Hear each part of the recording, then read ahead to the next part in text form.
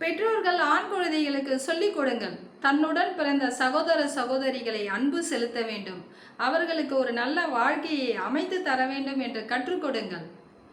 எல்லாவற்றையும் சகோதரிகளுக்கு செய்துவிட்டு ஏமாந்து விடாதே. நீ நன்றாக இருக்க மாட்டாய். சுயநலமாக வாழ்ந்து நன்றாக இரு. நிறைய சொத்து சேர்த்துக்கொள். சகோதர சகோதரிகளுக்கு எதுவும் செய்யாதே என்று பெற்றோர்கள் கற்றுக் கொடுத்தீர்களானால் ஒன்றை மட்டும் நினைவில் வைத்துக் கொள்ளுங்கள். உங்கள் வம்சம் தழைக்க வேண்டும் என்று நீங்கள் விரும்பினால் உங்கள் மகனுடன் பிறந்த சகோதர சகோதரிகள் உங்கள் மகள் அல்லவா? அவர்களுக்கு நல்ல வாழ்க்கையை அமைத்து தர வேண்டும், அவர்களை நன்றாக வாழ வைக்க வேண்டும். அப்பொழுதுதான் நீங்கள் விரும்பும் உங்கள் மகன் வழி வம்சம் தழைக்கும்.